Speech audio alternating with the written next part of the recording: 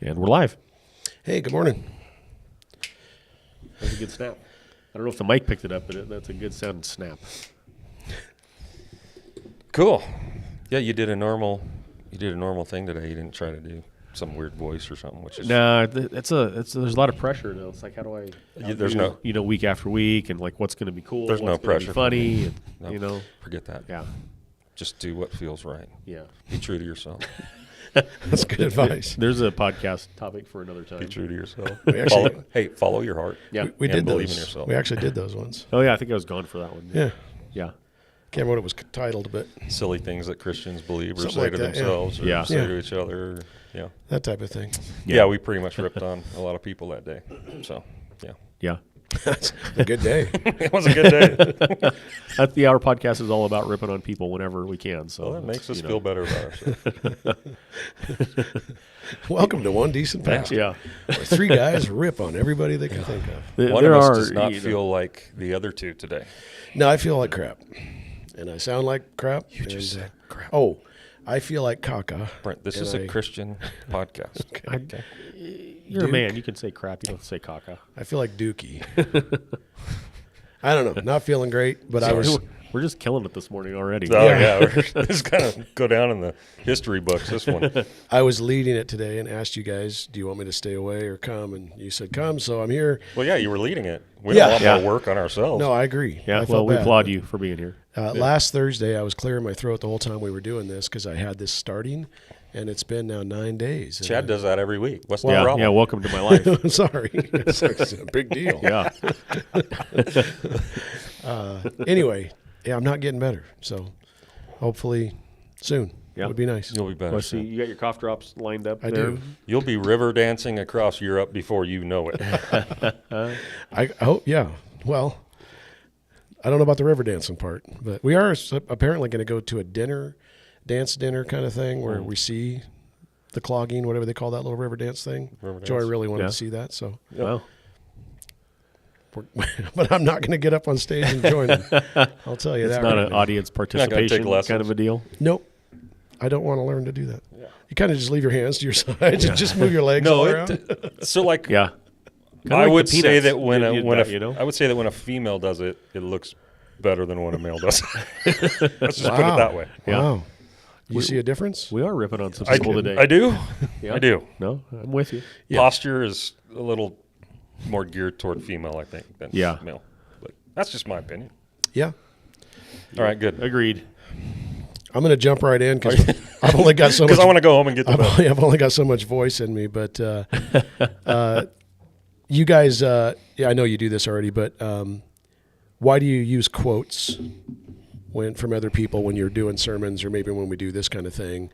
Why do we do that? Well, they can be helpful.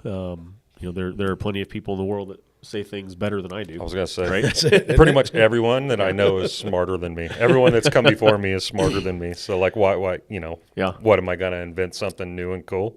Yeah, and if you can find something that says it the way it should be said. We're riding on the backs of giants. Let's just go there. So what would be like the dangers of quoting people? Well, They don't always age well. oh, you mean the quote? Well, the quote or the Or person. the person. Or the person. I think I heard somebody say one time that they prefer. I'm going to botch it. But they prefer quoting dead theologians because you kind of know their life and how they ended. But if you quote somebody who is still at it, might be a fine quote today, but maybe 5 years down the road something will happen to that person. Yeah. And, we've canceled them, and Right. Yeah, we don't want to give approval to someone who might be flawed, which they all are. See, right? that's the hard part, isn't it? We don't want to connect. Well, the subjectiveness of what we consider like flawed enough to not refer to that person, Right. or what's okay to still refer to that person, is where it gets hazy, right? Right. Because we've all got our lines in different places. Of this is shameful. I'm definitely not going to connect myself with this person. Yeah. Or you know what? I know this person said this or did this, but this is legit. Like I'm going to go ahead and connect. So it's yeah. So would there be people that maybe at one point were solid and now they're no longer solid that you would still? Yeah. I mean, are they off limits now? We can't quote them, or that's what I think a lot of this is really about, which we'll probably get into. Yeah. Is like directionally, I think matters. Like the direction people are going in. I wrote down C.S. Lewis because there's a lot of people that will be like, you can't, like this dude wasn't good in ways, right?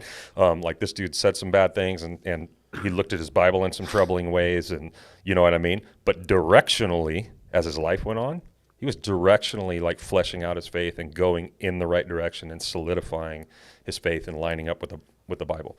So I think, yeah, it matters which way someone's life is unfolding or their thoughts are unfolding and their faith is unfolding. Because we do see people deconstructing. We see people going backwards. We see people, actually ruining the faith rather than growing into a fullness of it as they go on. Right. So yeah, taking some time matters. I might use quotes sometimes. Like the important thing I think is to communicate this didn't come from me, more so than here's the source of it. And so I might say like, well, one pastor once said, or somebody said this, and then if it's just a really good, solid quote of somebody who's not so solid anymore. Just don't mention their name. Then you can put at the end of it. Just don't mention their name. Michael Scott. Yeah. What about this? This even comes up with songs that we sing. Sometimes you've got like the "It Is Well With My Soul," solid hymn. The guy later in life kind of started to say and do some sketchy things. So do you just, that song is no good anymore, or was it good because at the time you wrote it, it was good? And no, Brent, that song is good. It is. Yeah. I agree. But I think we do that with a lot of people. We've had some guys that we've admired in the faith, teachers, pastors that have fallen, and they wrote books that were solid. They had quotes that were solid. Do we just erase that work as though God didn't do those things in that person, or do we, and we do this with songwriters too. Well, they were solid, but now they're singing songs over here with this group, or they did a concert with these guys, so we can't. I mean, it gets to be for sure a lot of work to keep track of. If Well, again, if we're looking for perfect people only, that we can borrow from or quote from, then I don't have any quotes. I won't have any songs to quote sing. Chad and I. So like it really has to do with where we draw the lines, right? And again, that is subjective. That's something, and this is where this discussion, I guess, needs to be had, is because we need to understand that we have stronger convictions in certain areas than other people. Yeah.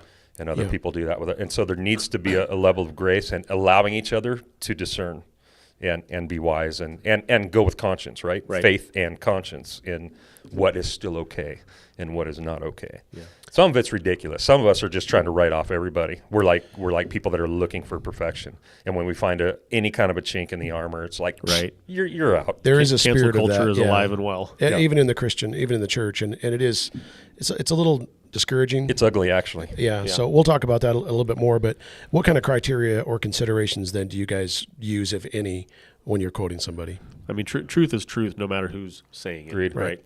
And so that's probably the biggest consideration. But again, for me, I think a donkey spoke once. Right. Yeah.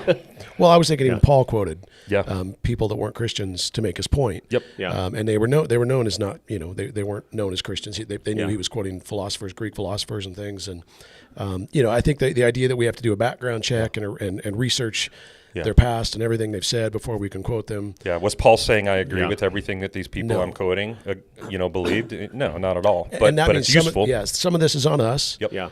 To be responsible and that we're not endorsing somebody or something. The bigger fear for but a us. lot of this is also on the people listening to make sure that they're doing their homework as well. Mm-hmm. So, there's some quotes out there. Sometimes I research the person, I know who they are. Sometimes I just see it and think that's pretty good. I don't know who this guy is, but I'm going to quote it. And it doesn't mean that we necessarily fully endorse everything they believe or teach. I've done that before too with, I see something in my Twitter feed that's like, oh, that'll fit in with what I'm preaching. And I'll even preface it by saying, I don't know who this guy is. It showed up in my feed. Just so I'm, not coming off as endorsing somebody that I don't know. So sometimes I'll just preface it that way. But like, here's what the guy said. The key is just to use the quote like it's yours. Yeah. If you don't know. That's the other danger of quoting. Yeah, is it? Don't give credit and take it for your own. But that's a whole other topic. Yeah. Well, and we can overdo it with quotes too.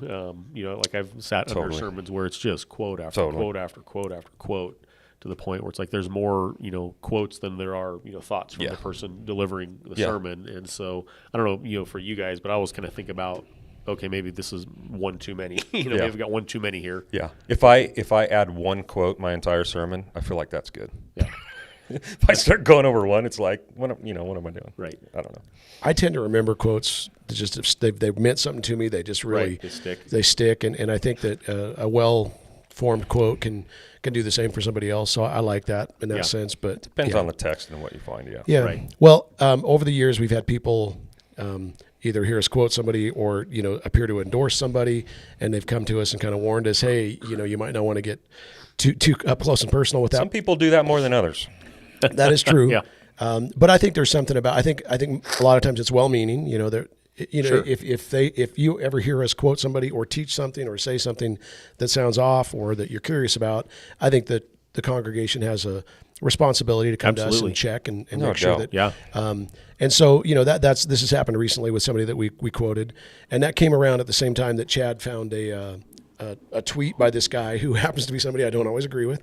Owen Strahan, I think is his name. I always want to say Strachan, but I don't think that's correct. But it's way more fun to say.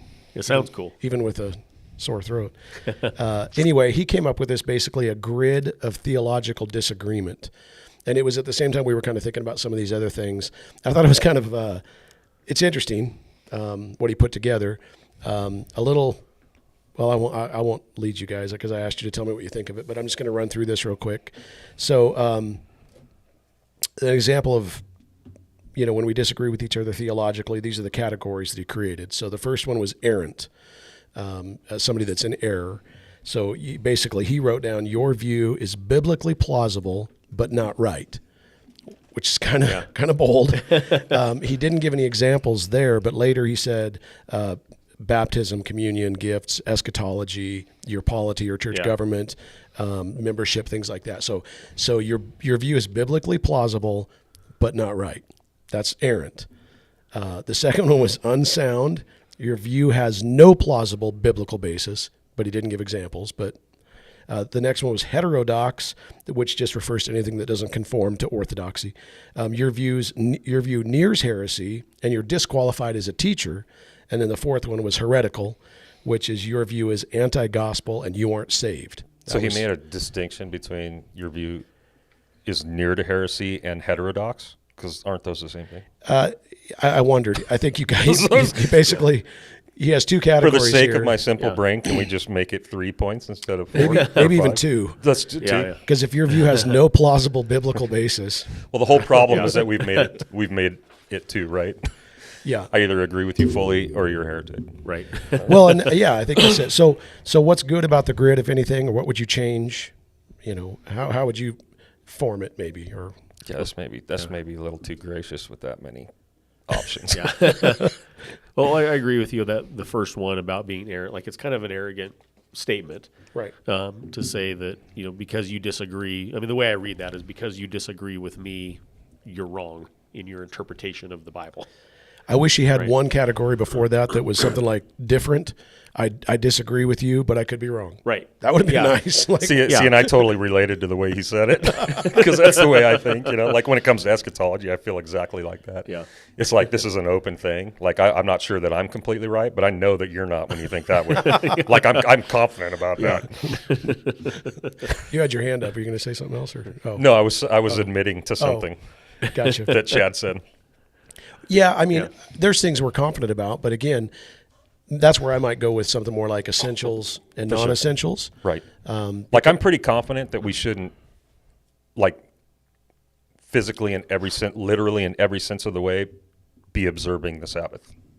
Like I don't think that's something that a Gentile needs to be doing. Like I'm confident of that in Christ, that it's a whole nother deal. But if someone was, like, they can do that. And you wouldn't say they were wrong. I would say it's up to your faith, the measure of faith that you have in that thing, and your conscience, which is exactly what Paul says in Romans 14 on things like this. Yeah, his grid doesn't give room for that. The day that you worship and esteeming days above other days or whatever, like I would look at that and go like, that's ridiculous. It's bigger than that. It's better than that. Right. But they have every right to do that, So. Spiritual gifts, I think, is another one where you've got people like MacArthur that are just flat out drawing a line and saying, if you're a charismatic, you're wrong. Yeah. There is no time when that's right. And then you've got other people that are saying, well, it's not for me. I don't agree with it, but I could be wrong about it too. Right. Yeah. And there's a lot more humility and maybe charity, charity Sure. in one view than the other. So I didn't, and that grid doesn't have any really charity in it. Not much. No. Have you noticed a pattern? I think you already mentioned it, David, but a pattern of people kind of jumping straight to number 3 or 4. You're either heterodox or heretical, even if they're, to me, they're almost the same thing. If somebody, if I don't agree with you, or if you don't agree with me, you're in that grid. Yeah, which means or equates to, from those people, don't have anything to do with them. Like don't even eat with such a person, right? Which we would do with a heretic, right? Or someone that is in sin, unrepentant sin, obviously. But like we'd look at someone who's a heretic, heretical, willingly, knowingly, and we wouldn't have anything to do with them. But it seems like people, jump to that and say, like, don't have anything to do with them. Don't ever quote them. Don't ever read a book by them. Don't ever listen to a sermon by them. Don't ever sing a song by them. And it's like cancel them completely. It's like that's maybe a little far. Let's back up. Is it possible? Like, I guess maybe how would you define heresy? Anti-Bible, anti-gospel. Okay. Well, you got something? I would say it's a denial or rejection of key truths. Yeah. Of key truths. Essentials. So two days ago we had the J-Dubs. They haven't been in a while. Came to the porch. And Gaze was there, and Ty was there, and Carrie was there, and I ran to the other room. I was like, see you guys, have fun with this. Like, I'm always the guy that has to go to the door. And it's chicks, man. It's always chicks that come up. There's no dudes that come up, Not the first time. So the chicks come up, so my wife goes to the door, and Gage goes to the door, and they're doing their thing. But I'm kind of thinking about this, as this is happening, and I'm kind of listening from the other room. These are heretics. That's why we call them cults. It's because there are essential truths that God reveals about himself and his son in salvation that they knowingly, willingly reject, right? So they're actually going against them. That's heretical. That's a heretic. Yeah. Mormons would be the same way with key doctrinal essentials. See, and that would probably surprise some people, but in the Mormon religion, until you start to ask the right questions, you don't uncover the heresy. But they would admit if you the Dovey Dubs are pretty good about that now too. They're probably better at it because I think once you get labeled a cult or a heretic, it makes it hard to Sure. But Mormons basically, if you ask them the question, is Jesus God? They'll say yes. Did Jesus die on the cross for my sins? They'll say yes. But if you get to the question of was he eternally God, or was there a point when he wasn't God as created? They would say yes to that. Mm-hmm. They don't lead with that, but we've got a different Jesus, and so therefore we have heresy. Yeah, and it's a big deal. It is a big deal. Yeah, because they're essentials. So non-essentials, and again, this is where it gets weird. Is some people will look at non-essentials and go, well, that's essential to me, or someone will look at vice versa. Right. Yeah. But like this is why creeds matter, and why our scriptures matter the way that they are, is because it tells us what's essential and not. There are things that we know by reading what we have and holding to what we have, that everything falls apart if this goes away. Right. And everything falls apart that makes a Christian if this goes away. But there's room in there. But there's room outside of that box. Correct. So under the Protestant faith, you would find a lot of disagreement on non-essentials, but you do have agreement on the essentials. Sure. Yes. And so to label somebody a heretic because they don't believe in your eschatology, your end times view, or your I can think of some serious things with other Protestant denominations that I think are horrible. I can look at like the holiness doctrine of like the Methodists or the Nazarenes, almost like a complete sanctification, and go like, that's gnarly and that's super bad. But the truth is, when it comes to the essentials at the end of the day, we both believe the same things regarding the person and work of Christ. Yeah. And so you can't just they're super close to being a heretic. But they're not quite. Well, and so they're not quite that's why we would say they're in error. They're in error. But just like Pentecostals that say you haven't been saved unless you've spoken in tongues. Yeah. Like you're in error. Like you're in total error making that, having that doctrine, having that belief.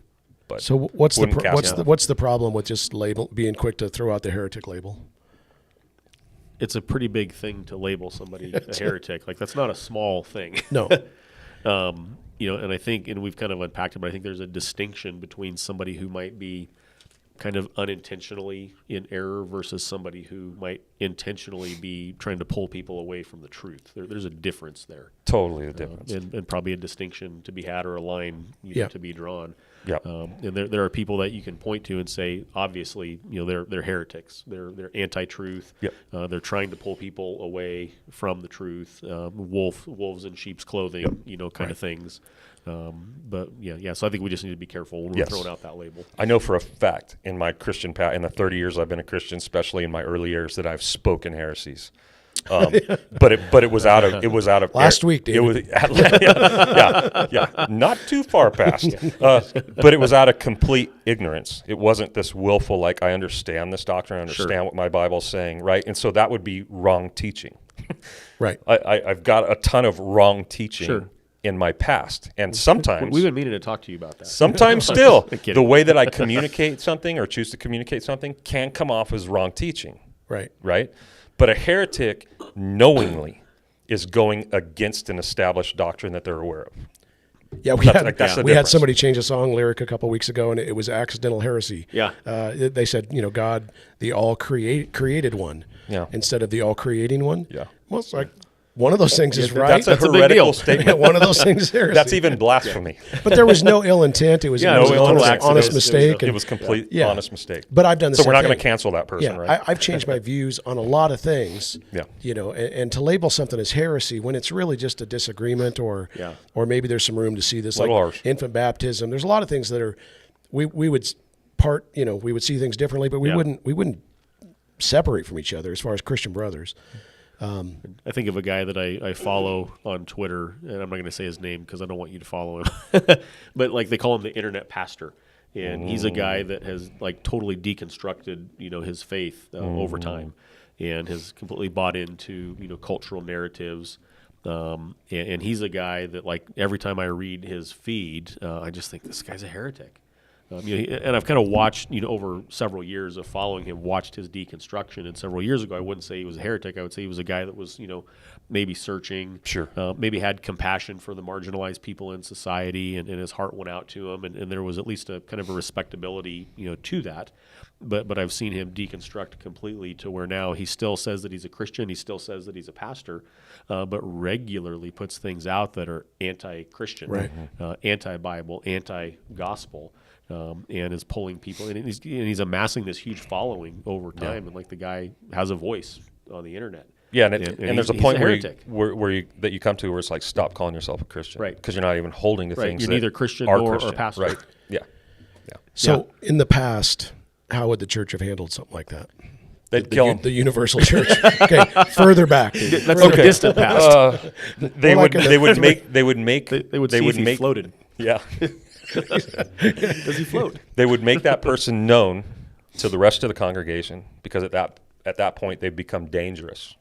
They're a threat or a danger to the church because of their bad teaching, and then they would put them outside of the church.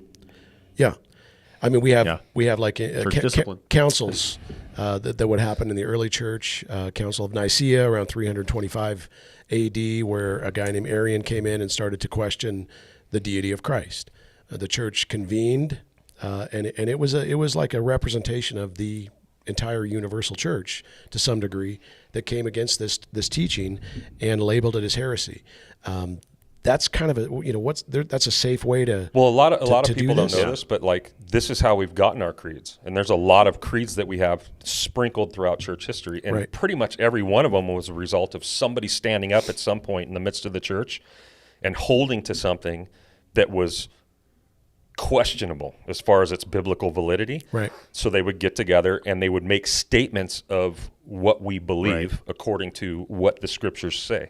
The first creed ever, I think, the earliest creed is Paul's in 1 Corinthians 15, right? Like I'm going to remind you of that which I first delivered to you, like of utmost importance, that Christ died according to the scriptures, that he was buried, that he rose according to the scriptures on the third day. That's a creed. It's like a set of like very accessible and clear statements of non-negotiable faith. Like this is why we're here. This is everything stands or falls on this, right? Yeah. And so other creeds that came about throughout history were basically that. They would just go and make biblical statements, boom, boom, boom, boom, like punch lists, because there was always someone popping up and going, I don't really believe that, or I don't really agree with that.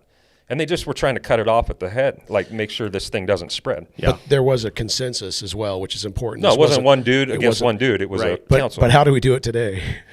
We just cancel people. We cancel people. No, Christians are the best at cancel culture. Yeah. Like I was thinking about this as I'm looking at this. Like we are so good. We sit there and bag on everybody else for cancel culture, and we're the worst at it. Right. We inside the church. When we find someone who doesn't quite think like we do in an area, you know what I mean, or has made a mistake, you know, it's like you're done, you're off the list.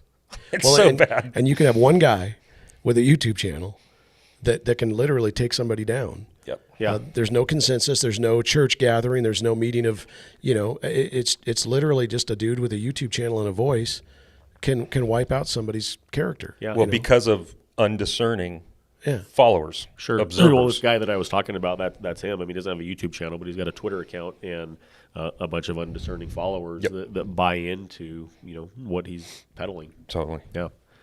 You know, watch bloggers has been, you know, kind of a big thing in recent years. They call them, and so, you know, people that you know, may have YouTube channels, may have blogs, channels on the internet where they're just blasting churches and pastors for every little thing. Yeah. And it's kind of a sad time in our world that maybe, I don't want to say if that's needed, but just that there are pastors that do things that deserve being blasted. Sure. It's a sad indictment. But you have people who kind of think it's their mission to expose these things and to put people on watch and to blast them and basically to cancel them. Sure. You know, I follow a few watch bloggers just because I'm curious as to what they're putting out there, and they have access to grind. Yeah. And so they're just looking for things to blast. Yeah. And that's not helpful. So you've got uncharitable people in ways that are putting this stuff out there, but then you've got a bunch of followers. Right.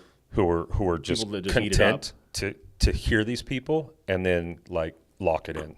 So like, and before like YouTube and the internet, there was always the pulpit where this would happen, right? I remember in my Calvary Chapel days hearing one sermon in particular where the pastor, who I really enjoyed, I still like have respect for the guy, but he blasted John Calvin and gave a history of Calvin and his character, that he would just kill people who didn't believe his Calvinism. And I remember for years going, John Calvin's a heretic. I would tell everybody, like, he's the worst Christian that's ever lived, and I would just run around blasting Calvin. Well, I never looked at sources. Yeah. I never went beyond what this dude, like, fed me. I just ate it up. And so I was, like, I didn't go to the source. I was very just undiscerning. And because of that, I bore false witness for years, just like he did from the pulpit about this guy. And none of it was true. And so we need to be careful taking people's word for things. Yeah, agreed. Now that we do have the internet and we do have YouTube, you can a lot of times find source material that is very helpful. Like I've been doing this with Chan because I'm curious. You know, he's been the big thing. Like Francis Chan has gone off the deep end. He's ecumenical. He goes and he does these things with Catholics, and it looks bad. But I want to see what he says about what he's doing. Right. And guess what? I can go find it. I found many interviews that are recent about people asking about what he's doing, and it has greatly helped me in my judgment towards what's going on with him. The opposite is also true, though, that you can find whatever you want to fit your narrative. Well, that's why you got to be careful where you're sourcing. That's why going to the source is good. I want to see Chan asked the questions. Right. You can't do that with Calvin, obviously. Right. Obviously, you can read his stuff, right? And you can read the history surrounding. But we can all find what we want to. Yeah. Going to the source means like if you can find the actual person talking about that thing is helpful. I think there's people that are literally well-meaning in this regard. They're trying. They want truth. They want holiness in the church. They're trying to be Bereans. You know, that there is that. There's also a real spirit of divisiveness and kind of these mean-spirited people that are just. They want to call out everything and everyone. There was a website called Pulpit and Pen. I don't know if you guys ever. Yeah, I remember it was that. just a mean-spirited website, and they called out everybody. It didn't matter who you were. Yeah, it's just like they were the equal opportunity. They were the offenders. authorities on who was good and who was bad, and it was obnoxious. It was pretty bad. But then I can't remember what I was going to say from there. But that's the problem is when we have so many self-appointed hall monitors, which is how we usually refer to them. These Christians that are crusading, to keep everything pure. That's that's kind of what they think they're doing, but it's actually just a self-righteous, uncharitable like disposition that they end up taking on, because really you can find problems in everything and everybody when you put yourself in that position. Right. So it's just like, all right. Well, I think of a quote from a pastor who maybe we wouldn't quote anymore, but he said something once that it's a shameful thing to come against the thing that Christ loves the most. Yeah. Christ died for the church, and there's a way to call out things in the church in a loving way towards the church, and to see restoration happen in the church. And there's a way to call out things in the church that's mean and uncharitable and divisive, and we just need to be really careful about that. Well, and that's why I would say even like Chan is somebody that you just mentioned. When you go to look into this guy, are you going in hopeful? Are you going in like looking at his life and his character and what you've seen to be true, and coming in with a hopeful attitude, maybe giving him the benefit of the doubt based on what you've known about him? Right. Or are you coming in, coming in hot with this? And it seems like there's people that are just more that way all the time. I wrote like 4 things just that came to mind, like kind of like, hey, before you go to like critique somebody or blast somebody, like here's 4 ways to approach it. And that was number 3. Is like be objective rather than immediately like suspect. Right. Like give them the benefit of the doubt.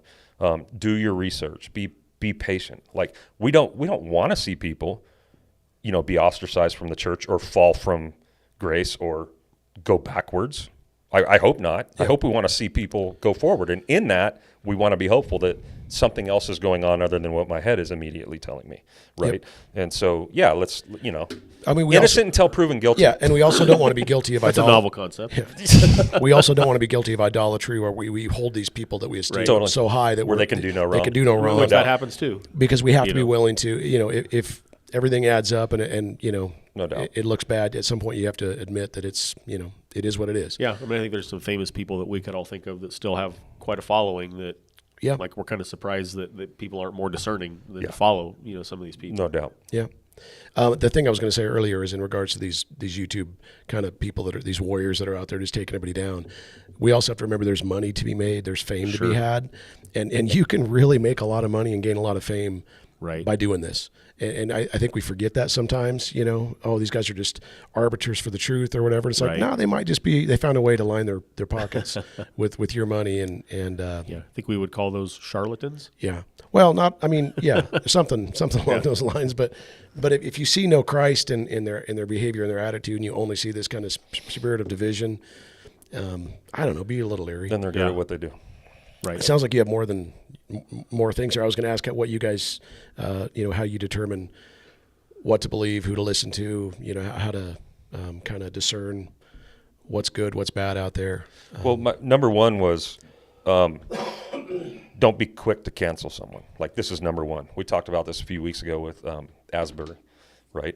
Like, what is this? Everyone was going crazy on how to interpret this thing going on at this college. And it's like, how about if we just wait and watch? Yeah. Like, why do we think that we're going to get an award if we're like first out of the gate with a judgment? Like, let's wait and see the fruits that follow and see if maybe God's in this or not. Why we don't have to say something right away. So that was kind of my first one, is don't be quick to cancel someone. And that of course is for me from experience.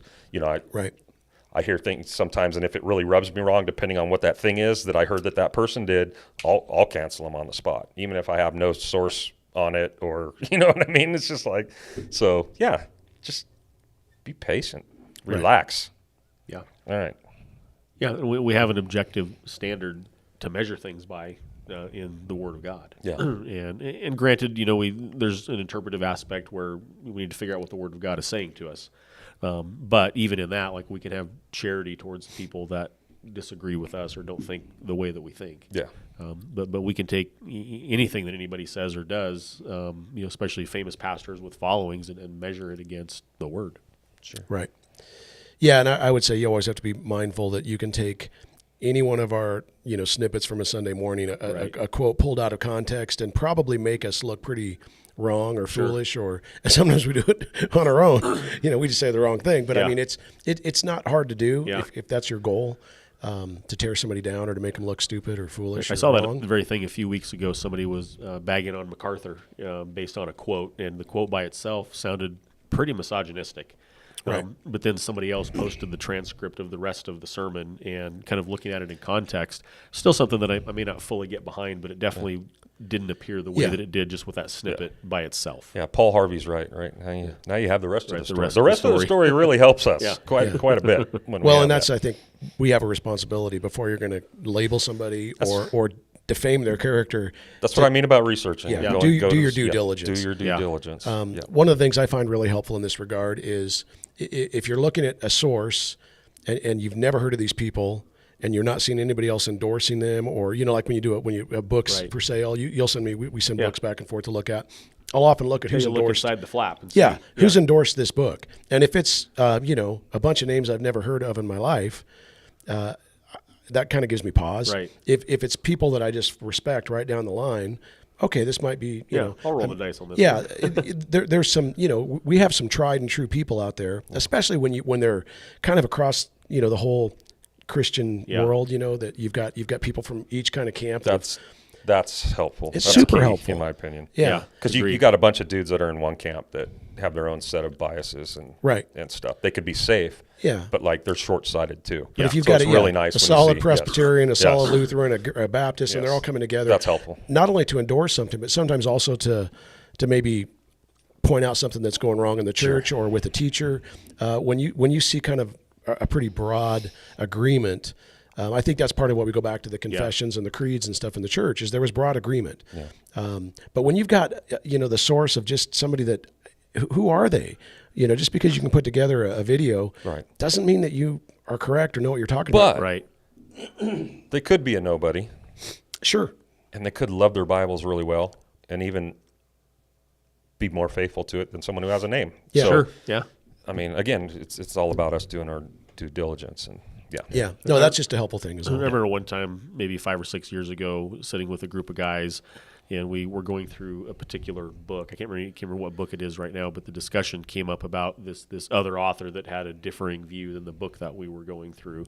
And I had happened to have read the other book. And I remember the guys being shocked that I read a book that they didn't agree with.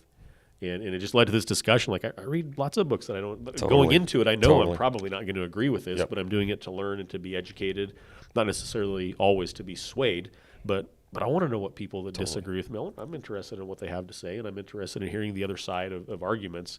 And this group of guys were just like, they just couldn't believe that, I'd even read something knowing that I was going to disagree with it going in. Yeah, that's the kind of cancel stuff right there that's unnecessary. Like, I know why they're doing it, but it's not necessarily wise. Like the way that we gain wisdom is by actually seeing for ourselves and knowing the difference of what's out there and why it's different. Right. I'll do the same thing. I'll jump on to sermons sometimes from dudes I would probably never go to their church or listen to. Sure. And because I want to know what's there and I want to see what God's doing there, even if it looks different, than I think it should. So, yeah. So if you guys had kind of a word of caution for people that are maybe prone to this kind of thing where they hear about a certain teacher or, musician or whatever it is, and they want to kind of label them as maybe dangerous. How would you caution them? Well, I mean, to me, it comes down to like, pull the plank out of your eye, like first, okay? Yeah. Because what you're doing is you're being ultra critical with other people on being less than godly in some way, right? Doing something wrong. Yeah. While you, by your very disposition towards it, like act like your self-righteousness and stuff. That's good. Your uncharitability in your disposition is probably more sinful and ungodly than whatever they're doing. So to me, like I do believe that's what Christ is saying, when he says like, take the plank out of your own eye so that you may rightly see, right? So it's not like don't make a judgment, but it's like make sure that you're not committing something to find other people committing things, or by doing that, I guess. I said that wrong. You guys know what I mean. Yeah. So like I like humility's got to be king with this because we are called to be fruit inspectors. We are called to have our eyes open, to be aware. The enemy's cunning. Church is always being attacked. There's always, bad stuff, polluting the water hole, right? So we need to be aware. We need to have our eyes open. But we have to have humility as we walk in that, right? Because once it changes to pride and arrogance, like then we're the ones who should be canceled, right? That's good. Yeah. Okay. And I think realizing the difference between kind of primary and secondary issues. We don't budge on issues of salvation. Those are non-negotiables, and if someone comes against those, that's where the label heretic might be thrown out. Mm-hmm. But if we're disagreeing on, I don't like the word non-essentials because I think it's all essential, sure, in one way or another. But kind of secondary issues, we can have charitable disagreement, and we can say, okay, I have this strong conviction, you have a different conviction, but that doesn't necessarily mean that we have to cancel the other person or come against the other person or call them out. Just because their conviction differs from ours. Yeah, I mean, we go to some, and we have in the past, go to some ministerial gatherings, some networks of different pastors in the area, and some of them, it's like, I wouldn't be caught dead, like in their church services doing what they do, you know what I mean? Like, I just don't get it. I don't agree with it. But like, there is a common love. Like, you look around that room when you're sitting there, and it's like, we're family. Like, we're going to spend eternity together, right? And so having, I think, just the right perspective as we move through non-essentials or whatever we want to call it, less essentials or whatever, is the reality is like we're brothers and sisters in Christ if the essentials are in place. You know what I mean? And therefore, I can be charitable, I can be loving, I can be patient, I can be kind. I do think when something is essential though in the faith and it's being attacked clearly, that you just get out the big gun and pull. You know what I mean? So, but I would say make sure that it's a biblical essential and not not a personal. That's what I mean. Essential. Sure. That's what I mean as a biblical essential. But I see this a lot where people are saying, this person has embraced whatever it is. Yeah. A lot of times it's a political ideology or something like that, and they're saying they're a heretic. Yeah. It's like, no, they just might vote different than you, or come to a different conclusion about some of these things than you. But again, that's not the same thing as not at all. Yeah, being a heretic. I listened to a clip yesterday in my Twitter feed from a pastor, well-known pastor that I have immense respect for, who came out basically for Christian nationalism. And I was pretty shocked by it, honestly. And listened. It was just a 2 or 3 minute clip, kind of giving a brief argument for it. I disagree with it, but I'm not going to cancel the guy. I'm still going to read his books and still listen to his sermons, even though this one thing, I totally disagree with him on. You're still going to be able to learn from him, Chad? Absolutely. Are you sure? Yeah, pretty sure. The other thing I would encourage people cautionary-wise would be, before you come to a conclusion, you've already talked about this, about doing your research, but have you ever listened to their sermons? Have you ever read one of their books? Exactly. Have you ever actually found out, because a lot of the people that I hear, their names that get popped up a lot, these guys are sold out for Christ and for the gospel. And I've never heard anything in their teaching that is anti-gospel, that moves against the far the work from of Christ. heretical. Yeah. No. And again, they might have different political ideologies and a different idea about the direction the world's going or whatever. But at least before you make a statement, do your homework and really figure out who this person is. And you may, at the end of the day, you may decide, I don't agree with this person, and maybe not a heretic, but like you just said, I wouldn't agree, but that's okay. But don't be too quick to throw that label out there. Yeah, well, there's kind of this fad that I've seen, over the years, where somebody will say, okay, here's Pastor A, spoke at this conference, who then shared a stage down here with this other guy at this conference, and then Pastor B was connected somehow to Pastor C, and so because Pastor A is bad, therefore Pastor C is also bad. And this really bad guy was in town, just happened to be in town at the same time as the pastor's conference, and so something's going on there. Right. We get like nuts with this stuff. Yeah. And that doesn't, and I think of Chan one time talked about, he spoke at an NAR conference, a group that we would definitely not affirm, and someone asked him why, and he spoke to it, and he's like, I had an opportunity to preach the gospel to people that needed to hear it. So that it wasn't that he was endorsing what they were doing. I mean, I get how it looked, that he shared a stage there. But after hearing why he did it, it's like, okay, I can get behind that. It's the same thing he said about the Catholic ones, because I started worrying, when he went to a couple of these, it was like, okay, homie's going straight Catholic, right?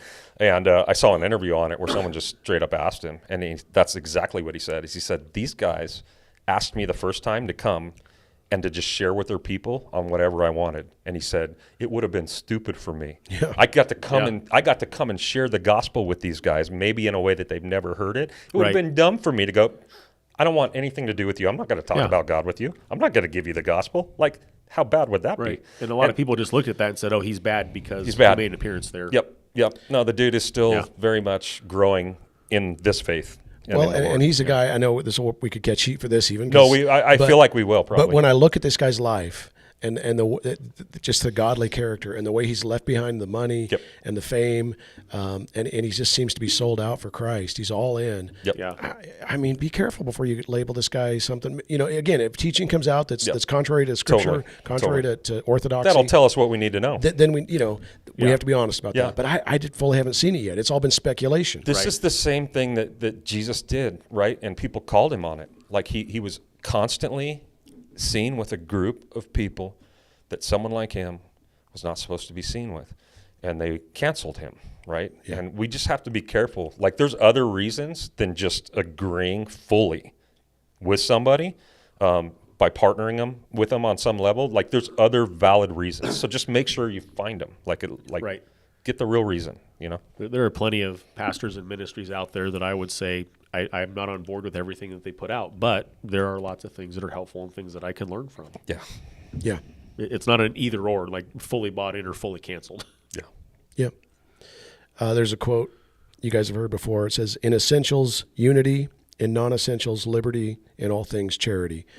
I think I like the spirit of that quote. When it comes to the essentials, we have to be able to unify around what those are. Right. It's important. If those aren't there, we can't have unity. But when it comes to the other stuff, charity is what's missing most of the time. Yeah. And Christians should be the most charitable people in existence. Yeah. And oftentimes we're not. Yeah. I would say we're all open to being corrected. We're all open to learning, the truth about what's going on in the church and with teachers that we listen to and endorse and quote even. So we want to be above reproach as leaders. And so we have a responsibility there to the church. So we would, again, welcome that, but we would also just remind you to, do your homework as well. Be honoring to God in the way that you go about this as well, because it's kind of a big deal. Yeah. I think maybe the last thing I would say too is be really careful that your allegiance is with Christ and not a team. Sure. Because I think that's good. This is so much what denominations do. There's tribalism within the Christian community where we pick our tribe and we have our tribe, and within that tribe there's a certain kind of thinking on things, and there's certain guys that we follow, and we put the jersey on. And we almost look like a European football match, where riots can go off between. It's like forget the jersey. Like, right is right, wrong is wrong. Like, have your allegiance be to what Christ has shown us in the Word, rather than to your tribe. And that's part of the reason I think we talked about it last week, that I love that we're non-denominational, because we're not restricted by a tribe. Like, we can freely grow in our faith without being tossed. And I feel like as Christians, we just need to be careful that, hey, what's Jesus say? What is God showing me? Even if these people are going to think poorly of me for going this direction, or thinking this direction, like, be objective in your learning.